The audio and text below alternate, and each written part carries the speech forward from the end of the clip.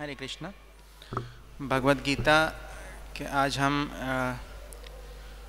दूसरे अध्याय का 65वां और 66वां श्लोक का हम पाठ करेंगे, क्योंकि 65वें में कोई तात्पर्य नहीं दिया है श्रील प्रभुपाद ने, तो हम 66वां श्लोक भी पढ़ेंगे साथ में। तो मेरे पीछे दोहराइए। प्रसादे सर्व दुखानां हानिर अयोपा जायते प्रसन्न चेतसा हि आशु बुद्धि पर्यवतिष्ठते। हम अगला वाला उसको पाठ करेंगे पहले।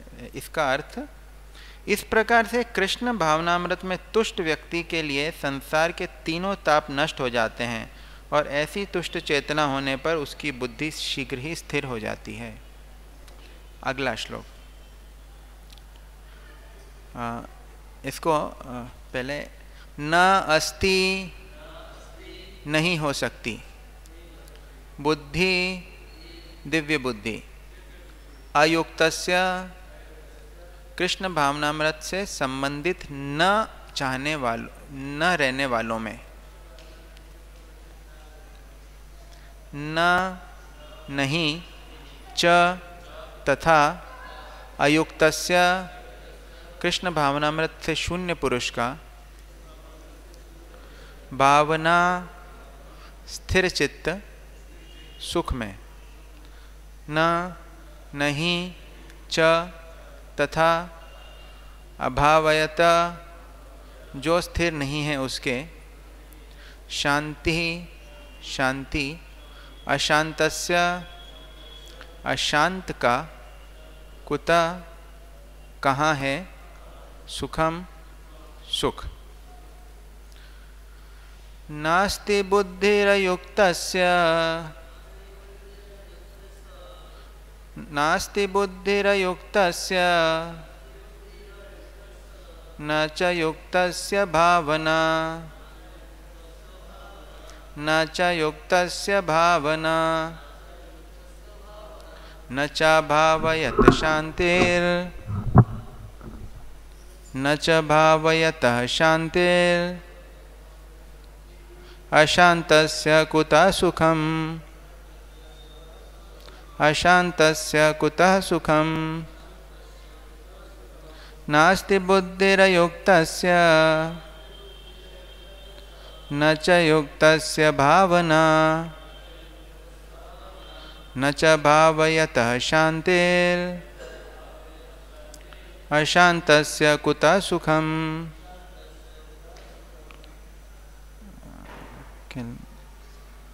कोई पढ़ना चाहेंगे?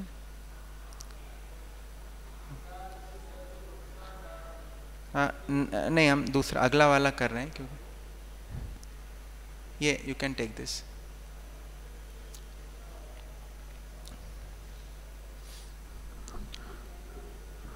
No problem, you can take this. नास्ति बुद्धिरयुक्तस्य न च युक्तस्य भावना, न च भावयतः शांतिर्, अशांतस्य कुतः सुखम्।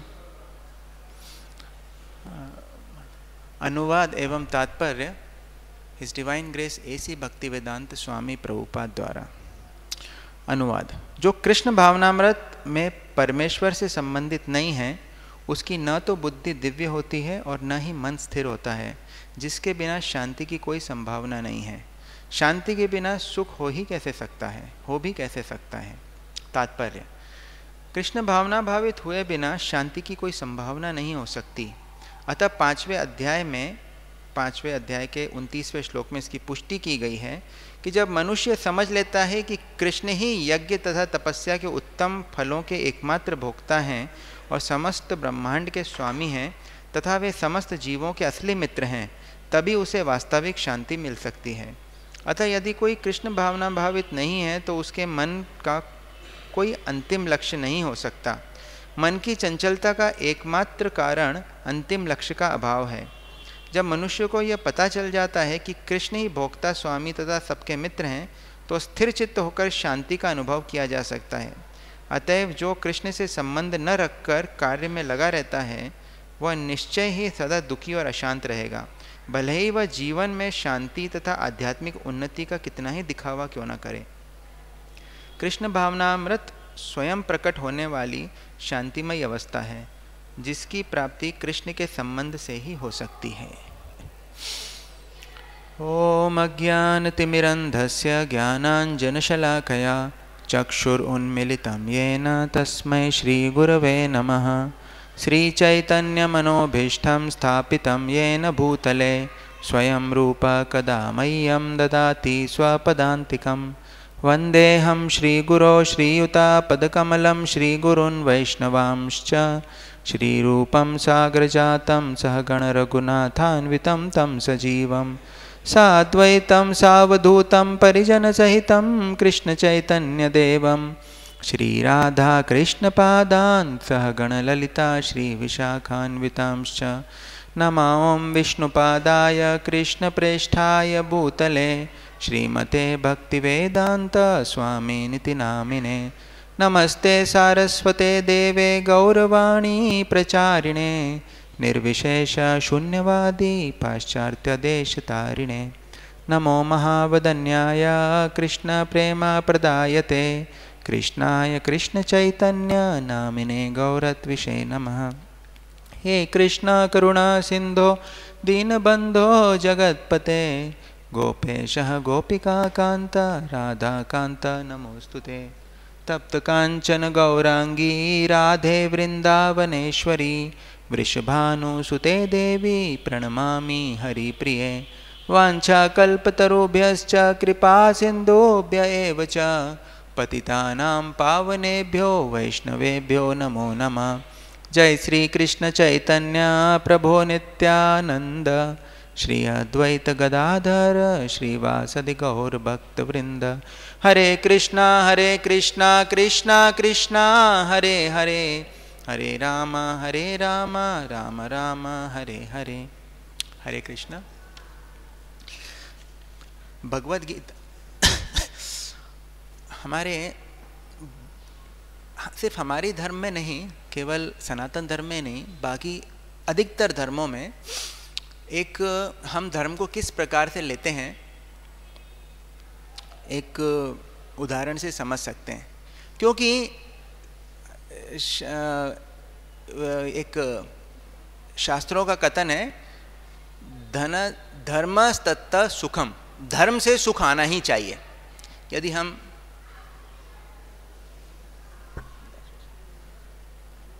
यदि हम धर्म का पालन कर रहे हैं तो हमारे जीवन में सुख आना ही चाहिए। लेकिन ऐसा देखते हैं होता नहीं है। हम जन्म से, बचपन से हम अब एक ऐसा जीवन तो हम जीते हैं, कम से कम दूसरे व्यक्ति जो बहुत पापी हैं उनकी अपेक्षा अगर हम अपना जीवन देखें तो उतना पाप हम नहीं करते, छोटा मोटा थोड़ा किया हो, लेकिन फिर भी जो बहुत दुष्ट पापी लोग हैं वो हम देखते हैं, वो तो मज़े कर रहे हैं, उनके जीवन में आनंद ही आनंद है और हमारे जीवन में बहुत कष्ट है। उसके बहुत सारे कारण हैं, इसका तो पूरा एक चैप्टर ही है, why do bad things happen to good people. ये फिर कभी इस पर चर्चा करेंगे। लेकिन हम वास्तव में भारत में अधिकतर लोग धर्म किस प्रकार पालन करते हैं उसका एक उदाहरण है कि एक बार एक शादी का समय था और वो जो परिवार में जो शादी हो रही थी उनके यहाँ पे एक पालतू बिल्ली थी और वो बहुत ही लाडली थी सबकी।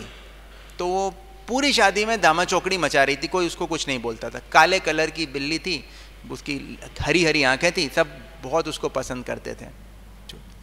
तो घूम रही थी सब जगह पे, सब लोग। लेकिन जब फेरों का समय आया तब सबने सोचा कि देखो भले ही ये घर की पालतू बिल्ली है, लेकिन अगर ये फेरों के समय अगर बीच में अगर फेरों में अगर क्रॉस कर गई तो ये तो बहुत अपशकुन हो जाएगा।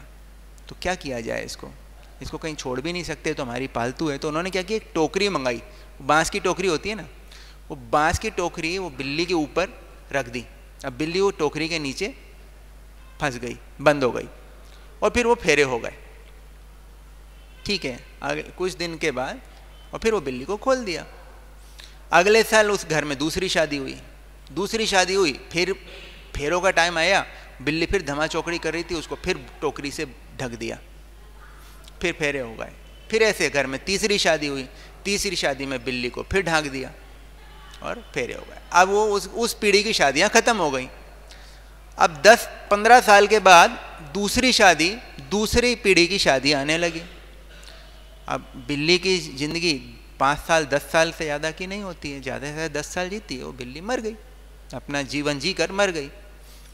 अब पूरी शादी का समय हो गया, फेरों का समय आया। तो जैसे ही फेरों का समय आया, फेरे होने लगे, तभी किसी ने रोका। उसे याद आई कुछ बात, रुको। क्या रुको भाई? एक अभी हमारा एक परंपरा बाकी है।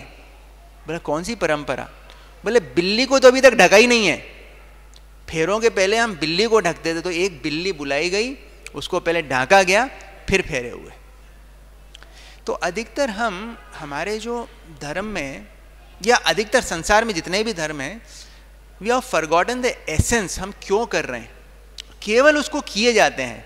और इसका कारण है कि धर्म का जो वास्तविक उद्देश्य है ये हमें नहीं पता, वर्णाश्रम का क्या उद्देश्य है ये हमें नहीं पता, और हम केवल उसको बस एक मैकेनिकली उसको करते हैं। इस कारण हमें उसका फल नहीं मिल पाता है। इस कारण धर्म का पालन हम ऊपरी तौर पर करते हैं, लेकिन चूंकि भीतरी तौर पर परिवर्तन नहीं हो पाता है, इस कारण से हमारे जीवन में हमें केवल कष्ट ही कष्ट दिखते हैं, क्योंकि शास्त्रों के विषय में ज्ञान नहीं है। हम सोचते हैं भगवान के मंदिर में आएंगे और हम भगवान के सामने कुछ भी मांगेंगे और हमारी वो इच्छा पूरी होनी ही चाहिए। एक मन में एक लगा के आते हैं कि हम चूंकि हमने भगवान के सामने कुछ मन्नत मांगी और भगवान वो मन्नत देने के सक्षम है, इसलिए हमें वो मन्नत मिलनी ही चाहिए। और जब नहीं मिलती है तो अधिकतर लोग या तो भगवान से या तो निराश हो जाते हैं या क्रोधित हो जाते हैं, या फिर विश्वास टूट जाता है। अगर कोई बहुत ही तीव्रता से मांगा हो और नहीं मिला तो या तो विश्वास टूट जाता है, या फिर जाने दो, तो हमारी सुनते ही नहीं है। ऐसा क्यों होता है? क्योंकि हमने शास्त्रों को नहीं पढ़ा है। देखिए, भगवान कभी भी हमें वो चीज़ नहीं देते जो हम इसकी इच्छा करते हैं, बल्कि हमें वो चीज़ देते हैं जो हमारे लिए सबसे ज़रूरी है। He doesn't give us what we want, He gives us what we need। जैसे अगर एक पिता है, अगर एक छोटा बच्चा पिक्चर में देखता है, जो हीरो है वो सिगरेट पी रहा है और सिगरेट पी के सिगरेट के छल्ले बना रहा है। बच्चा देखता है, पिताजी से बोलता है, पिताजी मुझे 10 रुपये दीजिए। पिताजी बोलते हैं, क्यों बेटा? पिताजी मुझे वो छल्ले बनाने में, सिगरेट के छल्ले बनाने। पिताजी देंगे कभी इस पे 10 रुपये? नहीं देंगे, बल्कि क्या करेंगे? अगर वो सिगरेट अगर उसके हाथ में देखी तो उसमें एक थप्पड़ लगाएंगे। लेकिन अगर कहीं से वो 10 रुपये लेकर पान वाले के पास जाके अगर 10 रुपये देता है, बोलता है मुझे सिगरेट चाहिए, तो पान वाला पूछेगा क्या करोगे उसका? पान वाले को 10 रुपये से मतलब है, वो 10 रुपये लेगा और सिगरेट दे देगा। तो भगवान में और देवताओं में ये अंतर होता है। देवों की उपासना में हमने अगर अपना कर्म किया है, हमने अपनी पूजा की है, आपने इस व्रत का सही प्रकार से पालन किया है, आपको वो फल मिल जाएगा। उस फल के बाद आप क्या करते हो उस फल का, उससे वो देवता को कोई मतलब नहीं है। उसने अपना काम कर दिया। It's a give and take relationship. लेकिन भगवान के इसमें ऐसा नहीं है। भगवान ये नहीं देखते कि इसको क्या चाहिए, भगवान ये देखते हैं कि अगर इसको ये मिल गया तो वो इसका क्या करेगा और उसके लिए सबसे हितैषी क्या है। अगर हमारे लिए हितैषी है तो हमें मिल जाएगा, अगर हितैषी नहीं है तो हम कितना ही सर पटक लें, हमें नहीं मिलेगा। लेकिन जब नहीं मिलता है, अगर हम केवल भगवान की शरण नहीं छोड़ते हैं, तो हमें ये समझ में आएगा, बाद में हमारी बुद्धि हमें समझ में आएगा कि वो चीज़ हमारे लिए वास्तव में जो हम मांग रहे थे कितनी घातक थी और भगवान ने हमें कैसे हमारी रक्षा की। तो खैर, यहाँ पर भगवान बता रहे हैं नास्ति बुद्ध, ये पिछला जो श्लोक है इसके इस प्रकार कृष्ण भावनामृत में जो व्यक्ति भगवान की भक्ति में पूरी तरह से मग्न रहता है, उसके लिए तीनों ताप, त्रय ताप जो हैं वो उस पर कोई असर नहीं करते। देखिए, असर नहीं करना और ना आना ये दोनों अलग चीज़ें हैं। जैसे हम कई बार सोचते हैं संसार में अगर हम भगवान की भक्ति कर रहे हैं तो हमारे ऊपर कोई कष्ट आने नहीं चाहिए। ऐसा हो नहीं सकता। क्यों नहीं हो सकता? क्योंकि संसार बना जो है वो इस सिद्धांत पे बना है। भगवान जब गीता में इस संसार का डेफिनेशन देते हैं, परिभाषा, संसार को गीता में भगवान कहते हैं दुखालयम अशाश्वतम, मतलब दुख आलय। आलय मतलब घर। भोजनालय में क्या मिलेगा? भोजन। पुस्तकालय में पुस्तक मिलेगी। इसी प्रकार से भगवान इस संसार का नाम दिया उन्होंने दुखालय। दुख मिलना ही मिलना है इस संसार में। और अब कोई बोले कि भाई चलो दुख है तो जैसे कोई बात नहीं, हम उसको अब सहन कर लेंगे। जैसे एक बार एक आदमी ज्योतिषी के पास गया। ज्योतिषी ने देखा, उसकी कुंडली देखी, बोली भाई तुम्हारे ऊपर 7 साल का अभी शनि का घनघोर संकट है। तो आदमी न दुखी हुआ, न घबराया, न बिल्कुल हिचकिचाया। बोला महाराज 7 साल के बाद? बोला उसके बाद तुम्हें आदत पड़ जाएगी। तो खैर हम ये सोचें कि चलो जितना कष्ट आता है हम उसकी आदत डाल लेंगे, ये भी नहीं हो सकता। क्यों?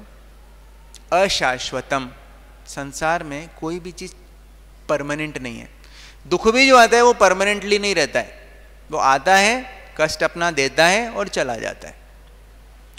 तो लेकिन यदि हम भगवान की शरण लेते हैं तो शरण लेना कैसे होता है? जैसे आप बारिश में हैं, बारिश में अगर बाहर अगर खड़े हैं और हम ये सोचें कि मैं कुछ ऐसा करूं कि मैं भीगूं नहीं। बारिश में अगर खड़े हैं तो बारिश गिर रही है, हम भीगेंगे ही भीगेंगे। लेकिन अगर हम कोई मजबूत छतरी अगर लगा लेते हैं तो बारिश हो रही है, बारिश को नहीं रोक सकते। क्यों? क्योंकि बारिश का मौसम है, सिद्धांत है कि बारिश के मौसम में बारिश होगी। लेकिन अगर छतरी लगा रखी है हमने तो बारिश होते हुए भी हम पे असर नहीं करेगी, हम नहीं भीगेंगे। इसी प्रकार से संसार में है, दुख आना ही आना है। ये शरीर है, इस शरीर का सिद्धांत है, जिस दिन से ये शरीर जन्म लिया है उस दिन से ये मरना शुरू हो गया है और इसकी मृत्यु होनी ही होनी है। ये जब जन्म लिया तब से इसकी मृत्यु शुरू हो गई। 3 दिन के बच्चे को हम क्या बोलते हैं अंग्रेजी में? अगर हम पूछते हैं अरे what's the age of your child? Oh my baby is 7 days old. 7 दिन का बूढ़ा है। हिंदी में अगर ट्रांसलेट करें 7 days ओल्ड, 7 दिन वो मृत्यु के और निकट आ चुका है। ये सिद्धांत है। तो हम बोले अब क्या करेंगे, कैसे करेंगे? यहाँ पर भगवान बताते हैं कि अगर भगवान में अगर हमारी बुद्धि लगी हुई है तो ये चीज़ें हमें असर नहीं करती। एक इस्कॉन में एक सन्यासी हुए, हिज होलीनेस भक्ति तीर्थ स्वामी। भक्ति तीर्थ स्वामी महाराज वो उनका जो जन्म से वो अमेरिकन थे और उनको रेस वाइज वो ब्लैक थे, मतलब जो अफ्रीकन जो होते हैं। एंड ही केम इन, भगवान की सेवा में वो भक्त बन गए, बाद में वो सन्यासी बन गए और बहुत उच्च कोटि के भक्त थे, शुद्ध भक्त थे। और उनको पता चला कि उनको एक कैंसर हुआ उनको, जिसे कहते हैं मैलिग्नेंट मेलानोमा। मेलानोमा जो होता है ये सबसे तेज़ी से बढ़ने वाले और सबसे ज़्यादा आक्रामक कैंसर होता है।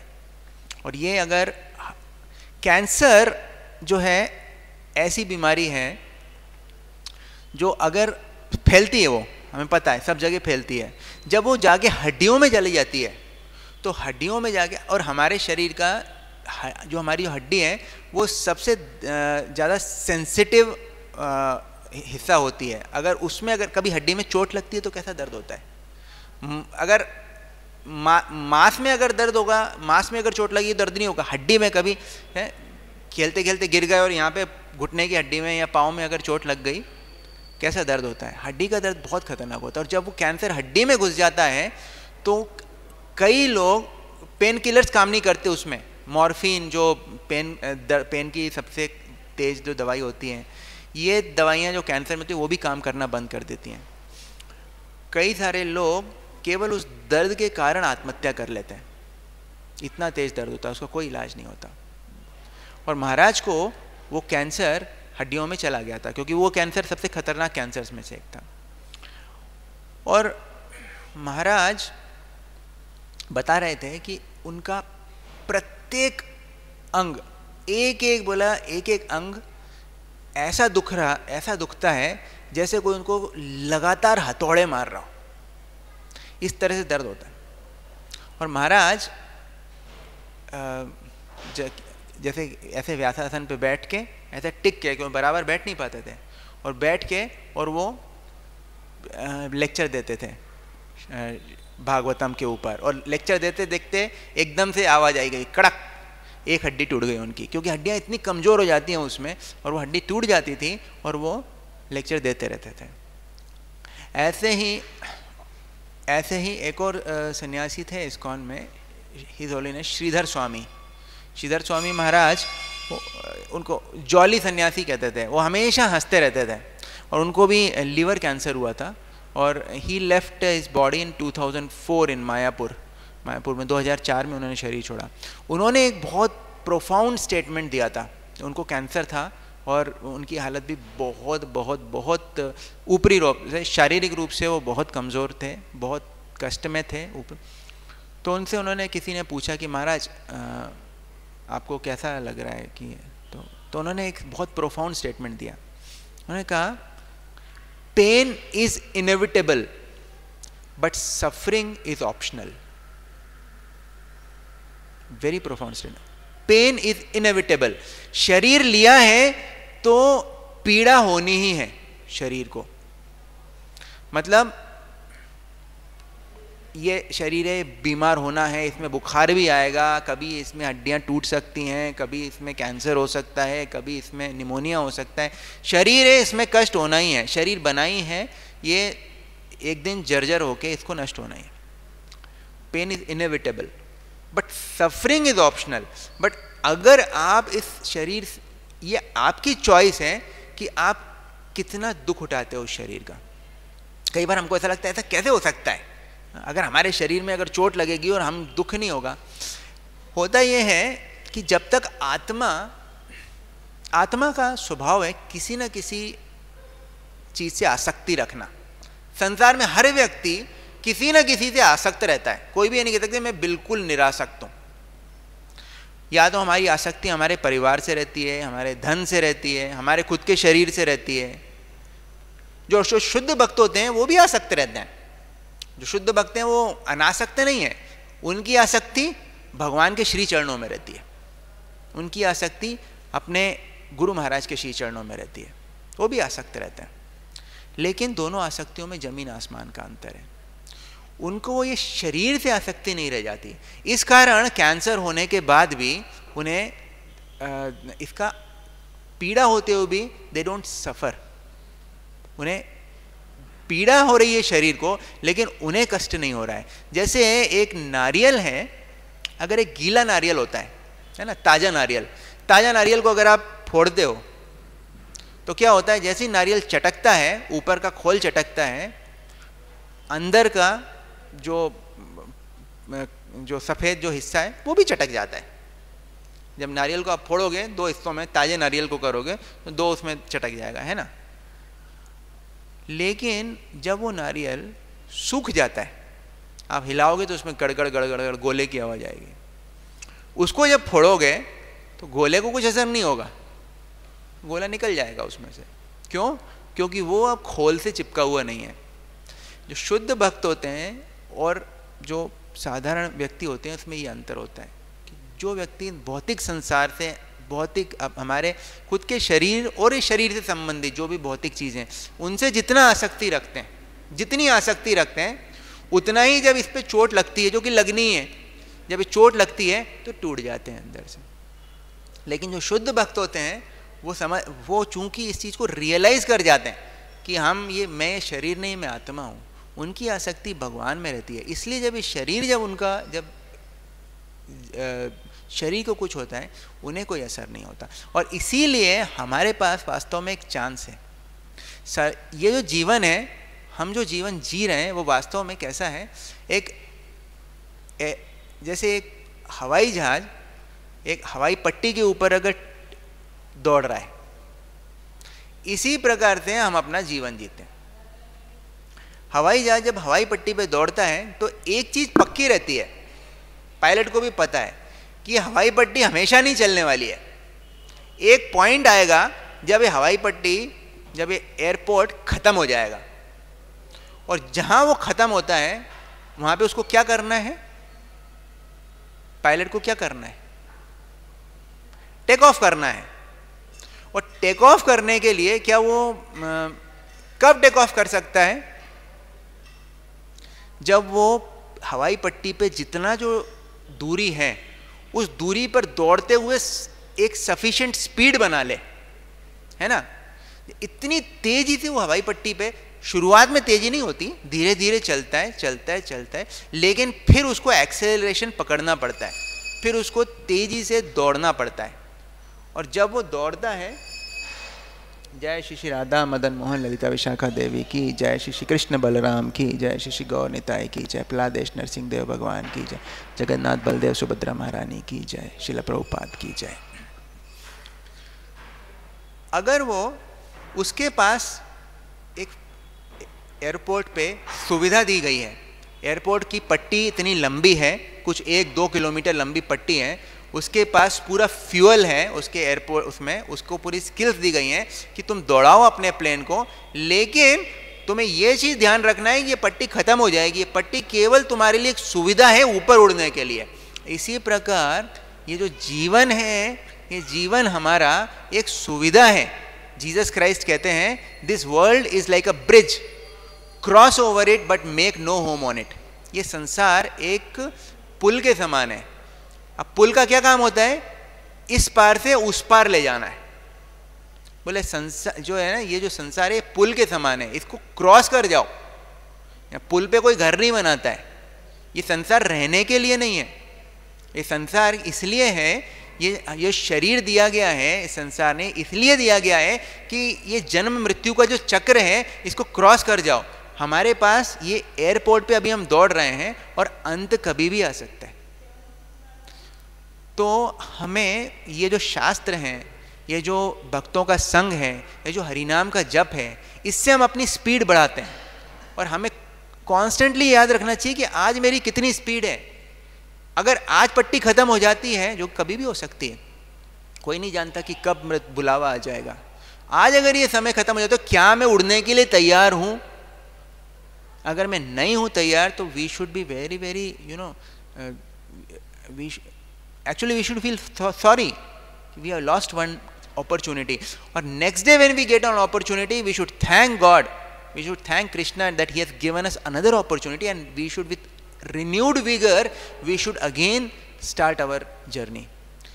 और हमें ये प्रयास करना चाहिए कि जब अंत समय आए तो उस समय हमें, क्योंकि अगर हमने टेक ऑफ नहीं किया, अगर प्लेन ने टेक ऑफ नहीं किया तो क्या होगा, क्रैश हो जाएगा, है ना। ये जीवन में अगर हमने इस जीवन को उपयोग नहीं किया तो फिर क्या होगा, पुनरपि जननम पुनरपि मरणम पुनरपि जननी जठरे शयनम यह संसारे खलु दुस्तारे कृपया पारे पाहि मुरारे। पुनरपि जननम पुनरपि मरणम, दोबारा जन्म मृत्यु के चक्कर में घूमते रहेंगे। और हर बार मनुष्य शरीर मिले ये संभव नहीं है। अगर आपको एक कोई राजा ने, देश के राजा ने बहुत प्रसन्न हो गया, आप बोला कि इसको ना एक अपना सबसे जो कीमती हीरा वो निकाल के दे दिया, वो किसी बात पे आपसे प्रसन्न हो गया, वो बोला ये मेरा हीरा है, मैं आपको गिफ्ट देता हूँ। और हम क्या करते हैं उससे, वो हीरे को हमें उसकी कीमत नहीं पता, हम उससे क्या करते हैं, हमारे कपड़े जो हैं, आजकल तो मशीन है लेकिन पहले वो कपड़े घिसा करते थे पत्थर से, तो वो कपड़े घिस रहे हैं धोबी घाट पे जाके, तो राजा देखेगा तो क्या करेगा, बोलेगा तू हीरे से तू ये कपड़े घिस रहा है, तो कपड़े घिसने ना, तू ये पत्थर रख, ये ले, वो हीरा वापस कर। ये मनुष्य जीवन जो है ये हीरे के समान है। क्यों ये मनुष्य जीवन हीरे के समान है? क्योंकि पशु जीवन में हमारे पास कोई चॉइस नहीं है। पशु जीवन एक रेलवे लाइन के समान होता है। जैसे एक छोटे से स्टेशन पे रेलवे लाइन, रेल कब फिक्स होता है, पीछे से आ रही है आगे जा रही है, कोई चॉइस नहीं है उसको। लेकिन ह्यूमन लाइफ जो मनुष्य जीवन है ये रेलवे जंक्शन के समान होता है। जंक्शन में रेल इधर से आती है, आगे 2 लाइनें रहती हैं, चॉइस रहती है, ऐसे भी जा सकती है ऐसे भी जा सकती है, वापस जन्म मृत्यु चक्र में भी जा सकते हैं और इस जन्म मृत्यु चक्र से बाहर भी जा सकते हैं। ये फैसिलिटी केवल मनुष्य योनि में ही उपलब्ध है। और इसीलिए ये जो मनुष्य योनि है इसको इतना दुर्लभ कहते हैं श्रीमद् भागवत के। और हमारे लिए इतनी बड़ी कृपा है, करोड़ों करोड़ों अरब, पहले तो अनगिनत आत्माएं हैं, उसमें से कोई एक ही मनुष्य योनि मिलती है उसको। 84 लाख योनियों में भटकने के बाद एक मनुष्य योनि मिलती है। उस मनुष्य योनि में भी अधिकतर जो हैं वो अनसिविलाइज्ड हैं। शास्त्र बोलते हैं उनको द्विपद पशु। किसे शास्त्र पशु किसे कहते हैं? आहार निद्रा भयमैथुनम च समानमे तत्पशुभिः नराणाम धर्मो हि तेषाम् अधिको विशेषो धर्मेण ही न पशुभिः समाना। 4 चीजें, आहार खाना, निद्रा सोना, भय अपनी रक्षा करना और मैथुन बच्चे पैदा करना। समान में तत् पशुभिः नराणाम, पशुओं में और मनुष्यों में चीजें समान है, केवल एक ही चीज का फर्क है। धर्मो ही तेषाम अधिको विशेषो, 1 एक्स्ट्रा स्पेशल क्वालिटी क्या है कि वो मनुष्य ये इंक्वायरी कर सकता है कि मैं कौन हूँ, भगवान कौन है, मेरा भगवान से क्या संबंध है, मेरे जीवन का क्या उद्देश्य होना चाहिए, मैं इस जन्म मृत्यु चक्र में क्यों फंसा हुआ हूँ, के अमी तापत्रय, हु एम आई, ये 3 फोल्ड मिस्ट्रीज मुझे क्यों तकलीफ दे रहे हैं, ये आदि भौतिक आदि आत्मिक आदि दैविक क्लेश मेरे ऊपर क्यों आ रहे हैं, मैं इससे कैसे बाहर निकल। ये केवल मनुष्य शरीर में कर सकते हैं। शास्त्र बोलते हैं जो व्यक्ति ये नहीं करता है, केवल खाने में, सोने में, बच्चे पैदा करने में और अपने बैंक बैलेंस बढ़ा, अपनी रक्षा करने में, शरीर को संभालने में ही लगा रहता है, वो द्वीप पशु भी समान, वो केवल 2 पांवों पे चलता हुआ पशु ही है। तो अधिकतर जो संसार में व्यक्ति हैं, कितने लोग इंक्वायरी करते हैं, कितने लोग करते हैं? बहुत कम। अधिकतर लोग इन्हीं 4 चीज़ों में लगे रहते हैं। तो उसके बाद हमें ये एक अपॉर्चुनिटी मिली है, हमें भक्तों के संग में आके और कम से कम श्रील प्रभुपाद की इन पुस्तकों की देन, इन पुस्तकों की वजह से हम कम से कम हम इस लेवल तक आए कि हम कम से कम इंक्वायर कर सकें कि ये क्या, कि हमारे जीवन का क्या उद्देश्य होना चाहिए। This is very rare opportunity. और इसके बाद भी और इसके साथ हमें इतने भक्तों का संग मिला है, गुरु महाराज की शरण मिली है, भगवान के शुद्ध भक्तों की शरण मिली है, भगवान के शास्त्र मिले हैं। इसके बाद भी यदि व्यक्ति अगर अपना जीवन में इसको नहीं अपनाता है तो भागवत कहती है कि वो व्यक्ति स्वयं अपनी हत्या कर रहा है, स्वयं ही इज किलिंग हिमसेल्फ। नृदेहम आद्यम सुलभम सुदुर्लभम, भागवतम से नृदेहम आद्यम सुलभम सुदुर्लभम प्लवम सुकल्पम गुरुकर्णधारम मयानुकूलेन नभस्वतेरितम पुमान भवाब्दिम न तरेत स आत्महा। आत्म हा मतलब जो हंता, स्वयं का हत्यारा। कौन? भगवान स्वयं कृष्ण भागवत में बताते हैं, नृदेहम, नरदेहम आद्यम, ये जो नरदेह है, सुलभम, तुम्हें बहुत सुलभता से मिल गई है। इसके लिए कोई एंट्रेंस एग्जाम दिया था या कुछ इसके लिए कुछ जाके कहीं हॉस्पिटल में जाके फीस भरी थी? मिल गई बस ऐसे। कैसे मिल गई? तुम्हारे कौन से कर्म की वजह से तुम्हें मिल गई, बस मिल गई। नृध्यम माध्यम सुलभम, लेकिन सुदुर्लभम, इसको वेस्ट मत करो, ये सुदुर्लभ, बहुत मुश्किल है। 84 लाख योनियों में भटकने के बाद ये मिलती है। और ये कैसी है? प्लवम, प्लवम मतलब नाव, प्लवम, और कैसी नाव है ये? सुकल्पम, बहुत ही स्ट्रॉन्ग, बहुत ही अच्छी मजबूत नाव है। और इससे भी आगे क्या मिल गया? अब कोई नाव है, अगर ऐसी नाव अगर समुद्र में अगर जा रही है तो कभी कुछ क्रॉस कर सकते हैं? नहीं कर सकते। नाव इस थपेड़े में हवा के इस थपेड़े में जाएगी, इस थपेड़े में, कभी इधर जाएगी कभी इधर जाएगी, घूमती रहेगी। लेकिन और क्या मिला? गुरु कर्णधारम, जो हमारे जो आध्यात्मिक गुरु हैं वो इस नाव के कैप्टन है, कर्णधार, कैप्टन, जो कि इसको डायरेक्शन दे रहे हैं। और भगवान कहते हैं इसके बाद भी और क्या कर रहे हैं? मया, मैं आता हूं, अनुकूलेन नभस, मैं अनुकूल हवाओं के रूप में आता हूं। मतलब अब कैप्टन चला रहे हैं कार को और पीछे से हवा भी अच्छी चल रही है, जो जिस डायरेक्शन में जाना है उसी डायरेक्शन में हवा भी उसको धक्का मार रही है। तो क्या होगा? मया अनुकूलेन नभस, मैं शास्त्रों के रूप में आता हूं। ये जो शास्त्र हैं ये वो अनुकूल हवाओं के समान है। जो हमारी जो ये बोट रूपी जो ये है शरीर है, इसको यूज करते हुए हम इस भवसागर को कैसे पार कर जाएं, इसके लिए भगवान स्वयं भगवत गीता, श्रीमद् भागवत के रूप में आते हैं। मयानुकूले नभस पुमान भवाब्दिम, ये सब होने के बाद भी न तरेत, जो उसके बाद भी अगर क्रॉस नहीं करता, स आत्महा, वो उसको और क्या कहेंगे? वो स्वयं की हत्या कर रहा है, स्वयं का जीवन बर्बाद कर रहा है। लेकिन संसार में हम कैसे हैं आजकल? इतना ज़्यादा डिस्ट्रैक्शन है। लोगों से पूछा है कि भाई आप जरा भगवान के भक्तों का संग क्यों नहीं करते, आप शास्त्र क्यों? टाइम नहीं है। ये एक बहुत बड़ी बीमारी है वास्तव में कलयुग में। एक HIV, हेपेटाइटिस है ना, मलेरिया, डेंगू, ऐसी एक और बीमारी है नो टाइम। श्रील प्रभुपाद ने इसके ऊपर एक पूरा एक लेक्चर 1965 में, 65 में भी थी ये बीमारी। प्रभुपाद ने उस टाइम पे एक आर्टिकल लिखा था पूरा नो टाइम करके। तो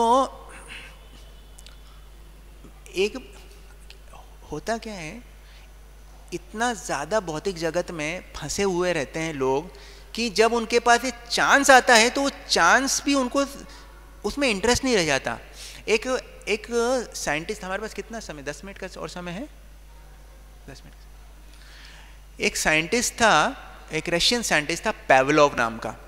पावलोव ने अलग अलग प्रकार के जानवरों पे प्रयोग किए, जानवरों का व्यवहार समझने के लिए, और उस व्यवहार को कैसे चेंज कर सकते हैं। तो उसने क्या किया, एक पिंजरा लिया।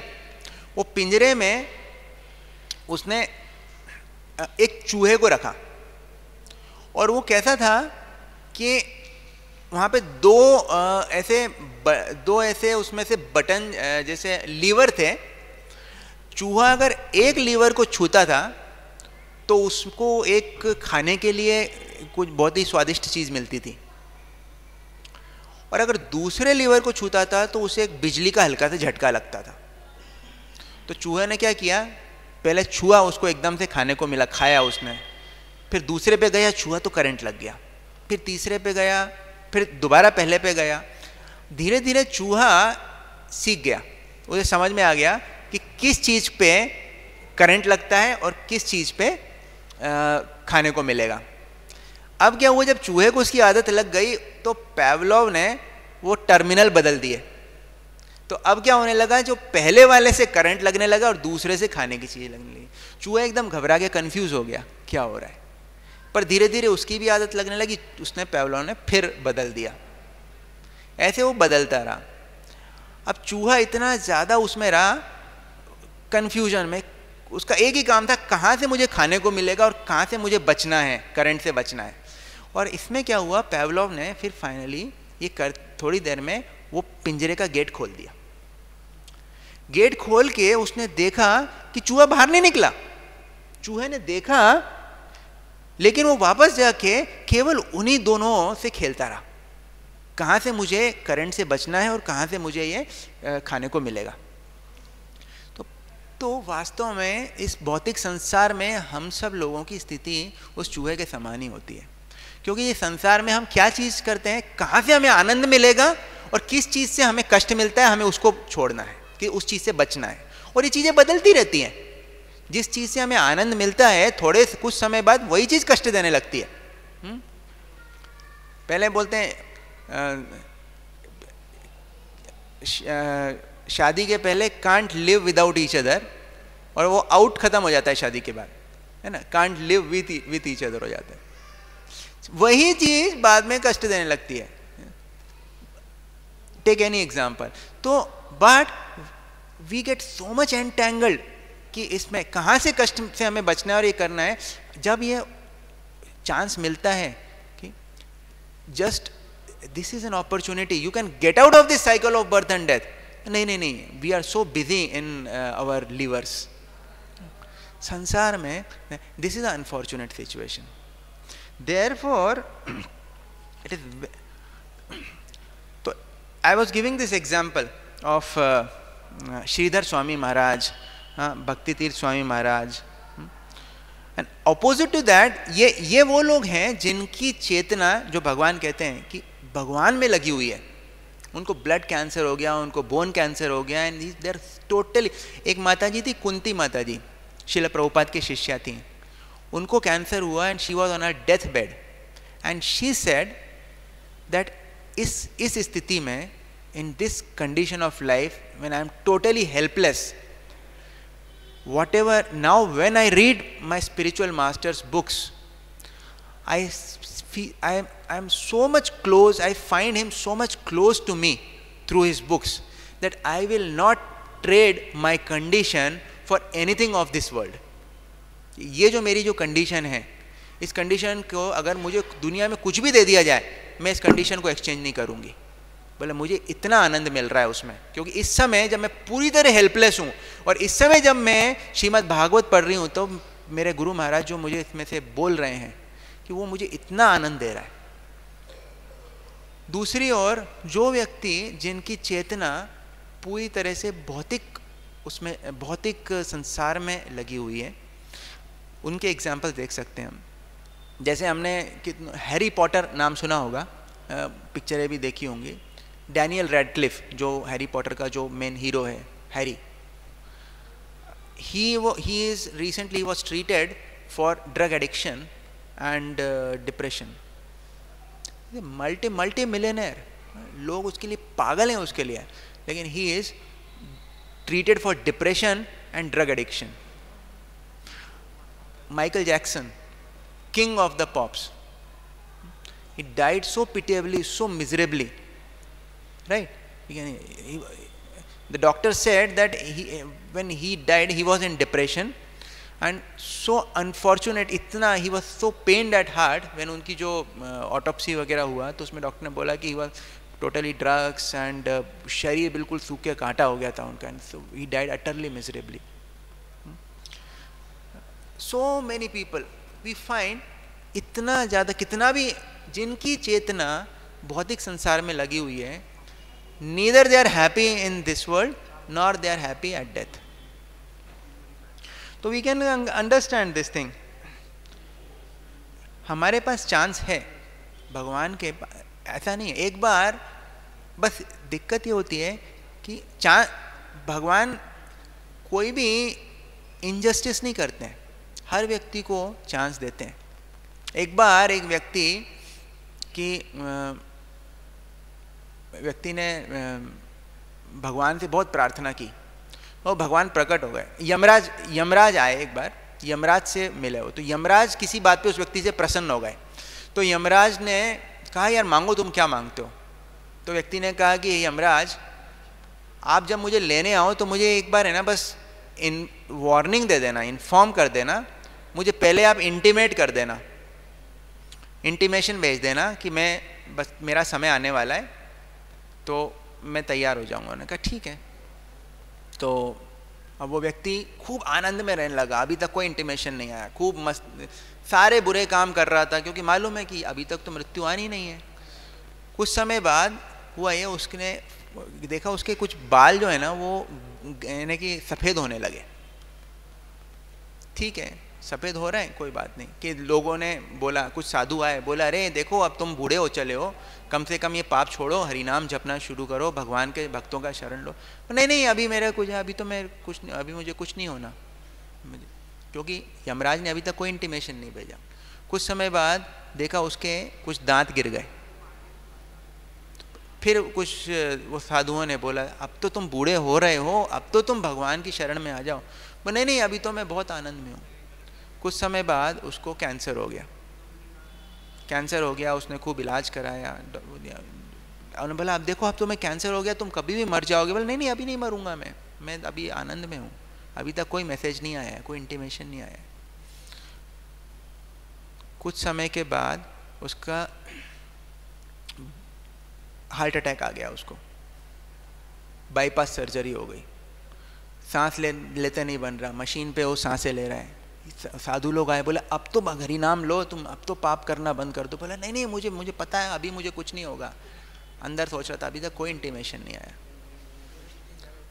थोड़े 1-2 दिन के बाद उसने देखा आईसीयू में, उसे दिखा भैंसे पे सवार यमराज, रस्सी फेंकी उसके गले में और उसको खींचने लगे। तो वो चिल्लाया यमराज ये बहुत गलत बात है। बोला क्या गलत बात है?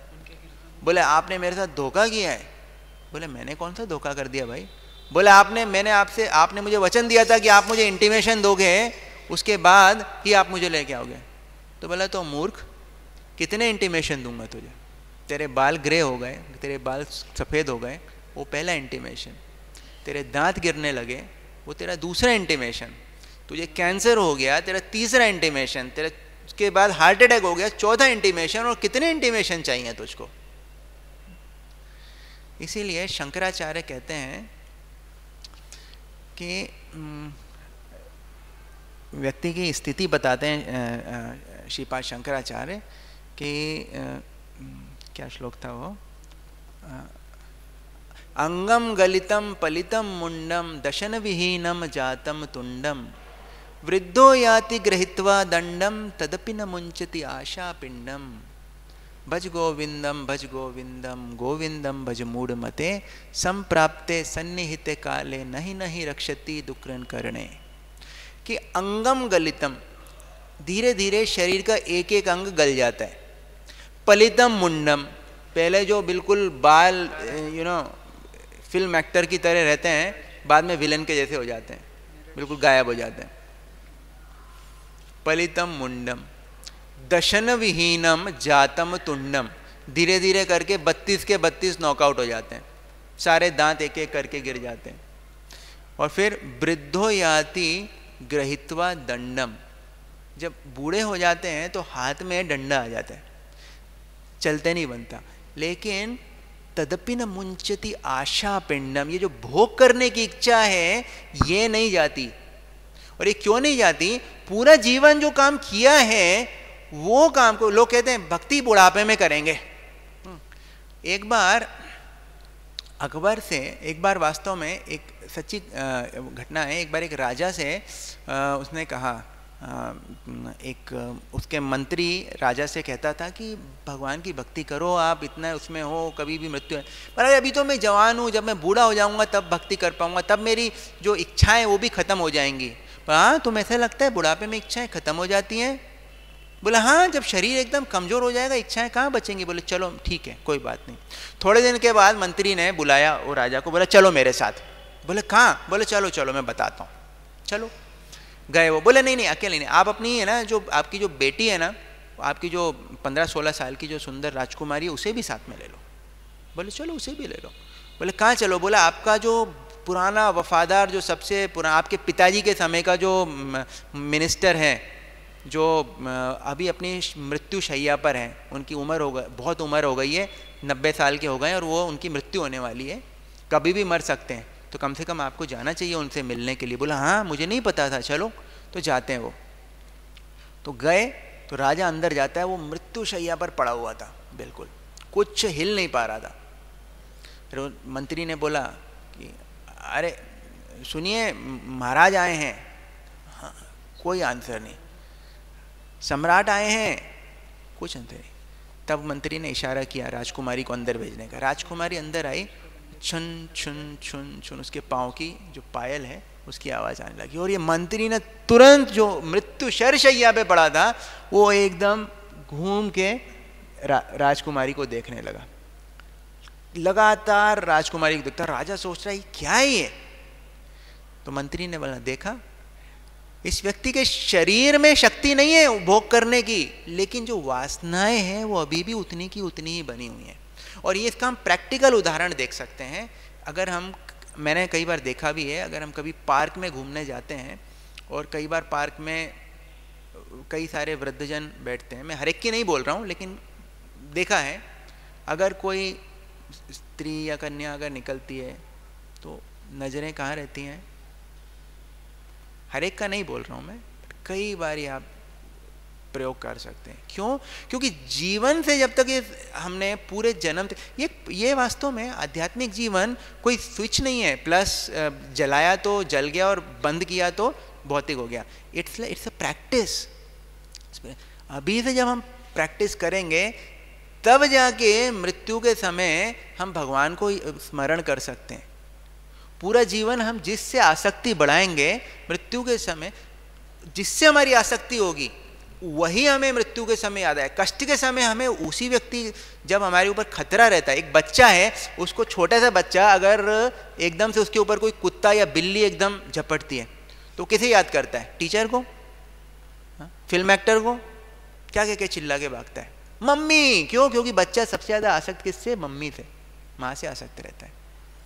हमारी आसक्ति, जिससे ज़्यादा हमने पूरा जीवन जिसमें आसक्ति करी है, मृत्यु के समय वही चीज़ हमें याद आएगी जब सबसे ज़्यादा कष्टकारक है। इसीलिए कई लोग बोलते हैं भगवान ने गीता में कहा है, और भगवान ने कहा है गीता में वास्तव में, अंतकाले च मामेव स्मरण मुक्त्वा कलेवरम य प्रयाति समद्भावम याति नास्त्यत्र संशय। अंतकाल में अगर मेरा स्मरण करते हुए तुमने शरीर छोड़ा तो निश्चित रूप से मुझे प्राप्त करोगे। जन्म मृत्यु चक्र में तो पूरा जीवन पाप करेंगे, आखिरी में याद करेंगे भगवान को। भगवान ने फॉर्मूला दे दिया है भाई, लेकिन वो फॉर्मूला याद नहीं कर सकते उनको। क्यों नहीं याद कर सकते? पूरा जीवन जो करे ना, अंत में फिर अपना धन दौलत पैसा, हाय मेरे बच्चे, हाय मेरा पैसा, यही आएगा। तो इसलिए this is a time when our plane is running on the pathway. अभी हमारे पास टाइम है, तो इसलिए अभी हमें जो हमें प्रोसेस मिली है, इसको we should take to it very very seriously. And process is very simple. कलयुग में भगवान आध्यात्मिक जीवन का पालन करना बहुत ही सरल है, इसमें कोई कठिनाई नहीं है। केवल एक ही, कृते यद ध्यायतो विष्णु त्रेतायाम यजतो मखे द्वापरो परिचर्यायाम कलौ तद हरि कीर्तिनाथ। सतयुग में जो हजारों हजारों साल तपस्या करते थे, क्योंकि आयु भी बहुत लंबी होती थी, विश्वामित्र मुनि 60,000 साल तपस्या किया। त्रेता युग में बड़े बड़े यज्ञ किया करते थे, जो कि किलोमीटरों मीलों तक, कोसों कोसों तक चलते थे, इतने लंबे लंबे यज्ञ होते थे। द्वापरों परिचर्या, द्वापर युग में बड़े बड़े मंदिरों में भगवान की सुबह से रात तक जो पूजा होती थी, उससे जो फल मिलता था। कलौ तद हरि कीर्तिनाथ। कलयुग में केवल अपने घर में रहकर, जैसे हम हैं वैसे ही रहकर, जंगल में जाने की जरूरत नहीं है, जंगल बचे भी नहीं है आजकल।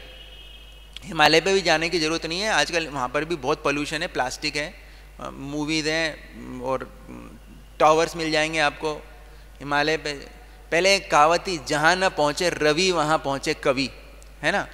और जहाँ न पहुँचे कवि वहाँ पहुँचे आजकल ये मोबाइल टावर्स, वहाँ टावर्स मिल जाएंगे आपको। तो कलयुग में कहीं पर जाने की ज़रूरत नहीं है। भगवान ने बहुत सिंपल उदाहरण शास्त्रों में बताया है।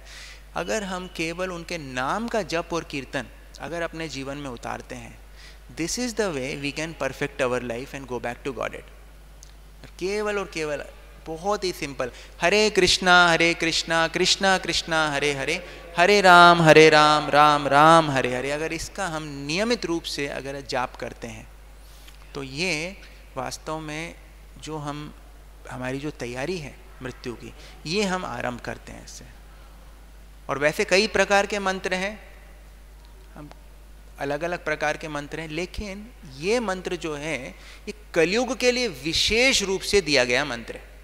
जैसे मेडिकल स्टोर में कई प्रकार की दवाइयाँ होती हैं और सारी दवाइयाँ सही होती हैं, कोई नहीं बोल सकता कि ये दवाई, लेकिन डॉक्टर किसी मरीज की बीमारी देखकर उसे एक पर्टिकुलर तरह की दवाई देता है, बोले तुम ये दवाई लो।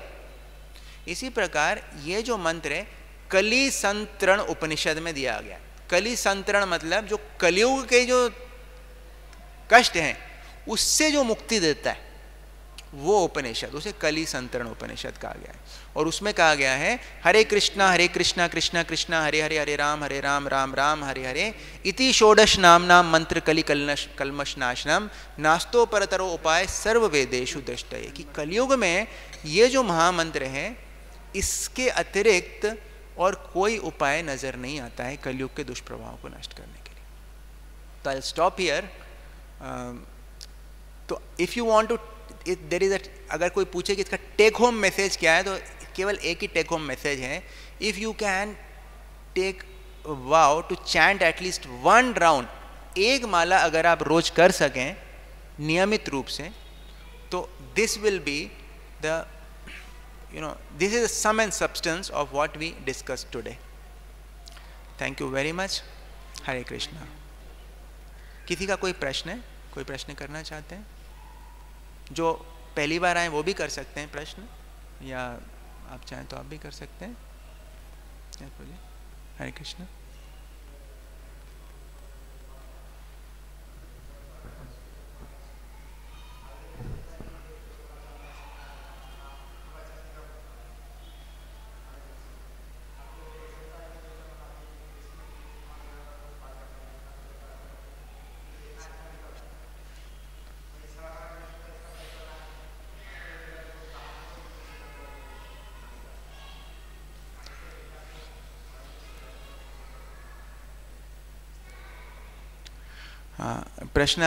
प्रश्न अगर मैं ठीक समझाऊं तो कि कभी कभी जब जो है हम ठीक कर पाते हैं पर अधिकतर समय मन भाग जाता है इधर उधर।